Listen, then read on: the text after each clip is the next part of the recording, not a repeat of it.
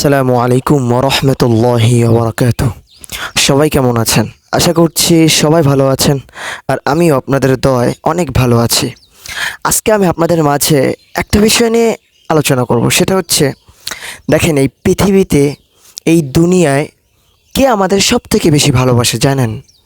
এখন আমি যদি এই কথা আপনাদের কাছে প্রশ্ন করি, আপনি হয়তো বলবেন যে এই দুনিয়ায় সব থেকে বেশি ভালোবাসে হচ্ছে আমার মা। ঠিক আছে, আপনার মা আপনাকে ভালোবাসে। এখন আবার আর যদি প্রশ্ন করি যে তারপর আপনাকে কে ভালোবাসে, তারপর আপনি বলতে পারেন যে আমার আমার আব্বু, তারপর বলতে পারেন আমার ভাই, আমার বোন, আমার প্রেমিক প্রেমিকা, তারা আমাকে প্রচণ্ড ভালোবাসে, আমার জন্য পাগল, তারা যদি আমাকে না পায় তারা মারা যাবে, এত ভালোবাসে। আমি বলবো কি জানেন, এই দুনিয়ায় কেউ যদি আপনার প্রকৃত ভালোবেসে থাকে, কেউ যদি আপনাকে নিঃস্বার্থে ভালোবেসে থাকে, সেটা হচ্ছে আমার আল্লাহ। সেটা হচ্ছে কে? আমার আল্লাহ। ছোট্ট একটা এক্সাম্পল দিলে আপনি বুঝতে পারবেন যে আল্লাহ পাক রব্বুল আলামিন আমাদেরকে কেমন ভালোবাসে। মনে করেন আপনি একজনের কাছে কিংবা একজন মালিকের আন্ডারে কাজ করতেছেন। বেতন একটা নির্ধারিত করা আছে যে মাস গেলে আপনি 8,000, 9,000, 12,000, 15,000, 20,000 টাকা পাবেন। সেই অনুযায়ী একটা মালিকের নিকট আপনি কাজ করতেছেন, একটা মালিকের আন্ডারে আপনি কাজ করতেছেন। তো কাজ করতে করতে আপনি যদি একটু ফাঁকি দেন, কিংবা আপনি যদি ওইখানে টিকে থাকতে চান, তাহলে কিন্তু ওই মালিককে আপনাকে সবসময় খুশি রাখতে হবে। অনেকে আছে যে মালিককে খুশি করার জন্য অনেক কষ্ট করে, অনেক মেহনত করে। ওই মেহনতগুলো দেখে মালিক খুশি হয়ে তার বেতনটাকে বাড়ায়া দেয়। ঠিক কিনা? আছে কিনা? অবশ্যই আছে। তো আপনি যখন মালিকের আন্ডারে কাজ করবেন, আপনি কাজে ফাঁকি দিলে কিংবা কাজ যদি না করেন, ফ্রি ফ্রি কিন্তু ওই মালিক আপনাকে বেতন দিবে না। দিবে না। একটা ছোট্ট একটা কথা চিন্তা করেন, আল্লাহ পাক রব্বুল আলামিন কেমন দয়ালু আমাদের প্রতি, যে এই আমরা যা কিছু ভোগ করতেছি, যেসব নিয়ামত আমরা ভোগ করতেছি, এই সব কিছু কিন্তু আল্লাহর। সব কিছু আল্লাহর। এই যে বাতাস আমরা ভক্ষণ করতেছি, আল্লাহর নিয়ামত খাচ্ছি, এই যে বিশাল বড় আসমান, বিশাল বড় জমিন, সব কিছু আল্লাহ পাকের। সব কিছু কে ভোগ করতেছে? আপনি আমিই তো ভোগ করতেছি, নাকি? হ্যাঁ। তো এই সব কিছু ভোগ করেও আল্লাহ পাক রব্বুল আলামিন যে হুকুমটা আমাদের উপর দিয়েছেন, আমাদের উপরে যে একটা ডিউটি দিয়েছেন, সেই ডিউটিটা কিন্তু আমরা পালন করতেছি না। এই ডিউটিটা হচ্ছে সামান্য কিছু ডিউটি। আল্লাহ পাক রব্বুল আলামিন তো বলেই দিয়েছেন যে আমি মানুষ এবং জিনকে বেহুদা সৃষ্টি করি নাই, বেহুদা তাদেরকে আমি বানাই নাই। আল্লাহ পাক বলেন, ওমা খলাকতুল জিন্না ওয়াল ইনসা ইল্লা লিয়াবুদুন। আমি মানুষ এবং জিনকে একমাত্র বানাইছি আমার ইবাদত করার জন্য, আমার বন্দেগী করার জন্য। এখন আপনি বলতে পারেন যে আল্লাহ বানাইছে বলে কি সারাদিন আল্লাহর ইবাদত করতে হবে, আল্লাহর বন্দেগী করতে হবে? তাহলে আমরা খাবো কি? তাহলে আমাদের খাওয়াবে কে? আমি এমনটা বলতেছি না। একটা মুমিনের প্রত্যেকটা সময়, প্রত্যেকটা সেকেন্ড ইবাদতের ভিতরে গণ্য হবে।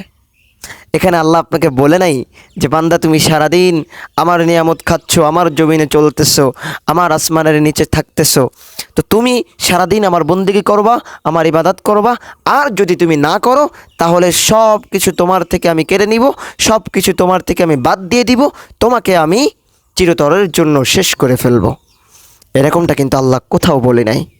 আল্লাহ পাক রব্বুল আলামিন কেমন দয়ালু, তার সব কিছু ভোগ করতেছি, অথচ তার নেয়ামতের শুকরিয়া আমরা আদায় করি না, তার হুকুম আমরা পালন করি না।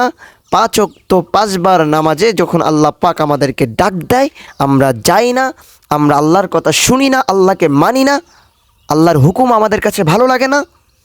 তারপরেও আল্লাহ পাক আপনাকে আমাকে খাওয়াচ্ছেন, আপনাকে আমাকে পড়াচ্ছেন, আপনাকে আমাকে বারবার আল্লাহর রহমতের নজর দিয়ে আমাদেরকে দেখতেছেন, ডাকতেছেন।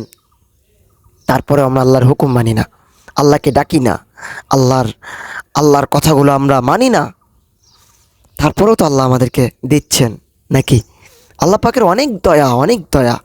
যদি দয়া নাই থাকতো তাহলে তো যারা আল্লাহর ইবাদত করতেছে না, আল্লাহ এদেরকে বাঁচায় রেখে লাভ কি? এদের তো মেরে ফেললেও পারতেন, নাকি? পারতেন না? আমি বলবো কি জানেন, এই পৃথিবীতে কেউ যদি আপনাকে সত্যিকারের ভালোবাসে, কেউ যদি আপনাকে মন থেকে ভালোবাসে, সেটা হচ্ছে আপনার আমার আল্লাহ। আপনার আমার আল্লাহ, আপনার আমার আল্লাহ সব থেকে বেশি ভালোবাসে। এখন আপনি বলতে পারেন আমার মা তো আমাকে অনেক ভালোবাসে। আমি বলছি না যে আপনার মা আপনাকে ভালোবাসে না, বাসে, তবে সেটা কয়দিন ভালোবাসবে, মৃত্যুর পর ভালোবাসা শেষ। কিন্তু ওই আল্লাহ আপনাকে দুনিয়াতেও ভালোবাসবে, আখিরাতেও ভালোবাসবে।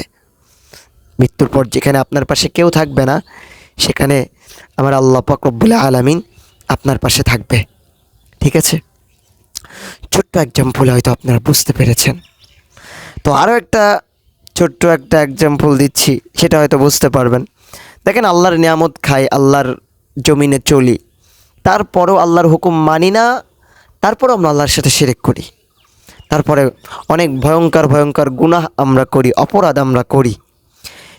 কিন্তু আল্লাহ পাক রব্বুল আলামিন আমাদের কিছু বলেন না, বরঞ্চ আল্লাহ রাতের বেলায়, অর্ধেক রাতে, রাতের গভীর যখন হয়ে যায়, তখন আল্লাহ প্রথম আসমানে চলে আসে, সে ডাকতে থাকে, বান্দা কে আছো, কে আছো গুনাহগার, কে আছো অভাবদার, কে আছো জিন্দিগিতে বহুত বড় গুনাহ করেছো, কে আছো রিজিকের অভাব, পেরেশানির ভিতরে আছো, আমার কাছে মাফ চাও। আমি আল্লাহ পাক রব্বুল আলামিন তোমার জিন্দেগির সমস্ত গুনাহ আমি আল্লাহ মাফ করে দিব। এরকমভাবে আল্লাহ আমাদেরকে ডাকতে থাকে, তারপরে আমরা আল্লাহর কাছে চাই না। আমরা কত বড় হতভাগা দেখেছেন একবার। তো আমার পরিশেষে একটাই কথা, আপনি গুনাহ করে ফেলেছেন, আল্লাহর কাছে তওবা করুন, আল্লাহ পাক রব্বুল আলামিন আপনাকে মাফ করে দিবে। বিশ্বাস করেন, আল্লাহর অনেক দয়া, অনেক দয়া। তিনি হচ্ছে রহমাতুল্লিল আলামিন, তিনি হচ্ছে রহমানুর রহিম। দয়ার কোনো শেষ নাই।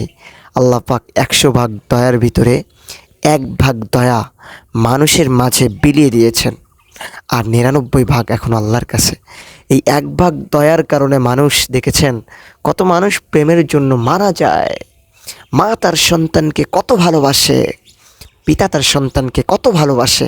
1 ভাগ দয়া, এটা কিন্তু 1 ভাগ দয়ার পাওয়ার। দেখেছেন কত পাওয়ার। তো আল্লাহ পাক রব্বুল আলামিন ক্ষমা করার জন্য সবসময় ব্যস্ত থাকেন। আমার বান্দার গুনাহ আমি কখন ক্ষমা করব, কখন মাফ করব, এরকমভাবে সবসময় ব্যস্ত থাকেন। ঠিক আছে না? হ্যাঁ, আল্লাহ পাক রব্বুল আলামিন আমাদেরকে মাফ করাই দেওয়ার জন্য সবসময় ব্যস্ত থাকেন। আমাদেরকে কখন মাফ করবে, কখন মাফ করবে, কখন আমরা আল্লাহর কাছে মাফ চাবো, এরকমের জন্য আল্লাহ আমাদের দিকে সবসময় তাকিয়ে থাকে। ঠিক আছে না? তো আল্লাহর কাছে মাফ চাইবেন। জিন্দেগিতে বড় বড় গুনাহ করে ফেলেছেন, আমার সাথে সবাই মাফ চান, সবাই আমার সাথে তওবা করেন। আস্তাগফিরুল্লাহ, আস্তাগফিরুল্লাহাল্লাযী লা ইলাহা ইল্লা হুয়াল হাইয়ুল কাইয়্যুম ওয়া আতুবু ইলাইহি লা হাওলা ওয়ালা কুওয়াতা ইল্লা বিল্লাহিল আলিয়্যুল আযীম। তওবা করেছেন না? আজকে থেকে আল্লাহর গুণগান করবেন, আল্লাহর ইবাদত করবেন, আল্লাহর কাছে ক্ষমা চাবেন, আল্লাহকে বলবেন, আল্লাহ বুঝি নাই, মাফ করে দাও, তুমি তো মাফ করনেওয়ালা, তুমি মাফ করে দাও। বুঝেন নাই? এরকমভাবে মাফ চাইবেন, আল্লাহ পাক রব্বুল আলামিন জিন্দেগির সব গুনাহ মাফ করে দিবে। পারবেন তো ইনশাল্লাহ? আল্লাহ আমাদের সবাইকে বেশি বেশি করে আল্লাহর নিকট তওবা করার তৌফিক দান করুক। সবাই বলেন আমিন। তো আজকের ভিডিওটা এই পর্যন্ত। সবাই ভালো থাকবেন, সুস্থ থাকবেন। এখন আমি আপনাদের মাঝ থেকে বিদায় নিচ্ছি। আসসালামু আলাইকুম রহমতুল্লাহি ওয়া বারাকাতুহু।